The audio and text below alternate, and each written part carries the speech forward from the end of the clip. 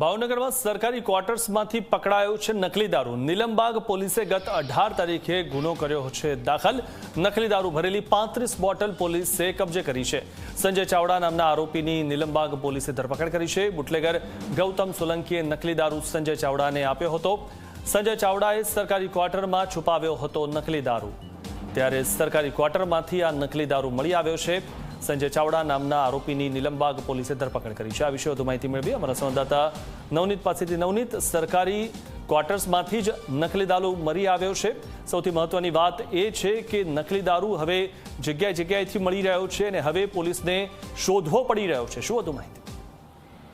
ચોક્કસ મિથુન, જે રીતના ભાવનગર જિલ્લાની અંદર ખળભળાટ મચાવનાર જે લઠ્ઠાનો જે ચકચારી મામલો છે, તેની અંદર 8 જેટલા લોકોના મોત થયા બાદ પોલીસ છે એ હવે હરકતમાં આવી છે અને અનેક જગ્યાએ રેડ કરી જે રીતના દારૂનો સંગ્રહ કરીને બુટલેગરો હોય તેની ઉપર દરોડા પાડી દારૂ જપ્ત કરી રહી છે। ખાસ કરીને જે રીતના ગૌતમ સોલંકી અને આ રહીશ નામના જે શખ્સો દ્વારા જે ડુપ્લિકેટ દારૂ બનાવવામાં આવ્યો હતો અને જે જગ્યા ઉપર આ દારૂ સપ્લાય કરવામાં આવ્યો હતો અને જે જગ્યાએ સંગ્રહ કરવામાં આવતો હોય તેની બાતમી મેળવી પોલીસ અલગ અલગ જગ્યાએ રેડ કરી હતી। તે દરમિયાન 18 તારીખના રોજ નીલમબાગ પોલીસ વિસ્તારના જે જેલ ગ્રાઉન્ડ નજીક આવેલા સરકારી ક્વાર્ટર છે કે જેની અંદર દારૂ છુપાયો હોવાની બાતમી મળી હતી। જે બાતમીના આધારે પોલીસે ત્યાં રેડ કરતા 36 નંગ દારૂની બોટલ છે એ મળી આવી હતી। આ જે દારૂ છે કે જે ગૌતમ સોલંકી નામના જે મુખ્ય બુટલેગર છે, જેને સંજયને સાચવવા અને વેચવા માટે આપ્યો હતો ને જે દારૂ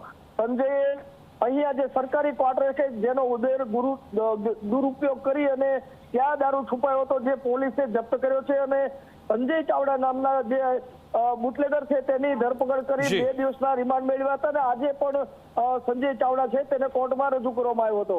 જી જી જી જી આભાર નવનીત, માહિતી આપવા।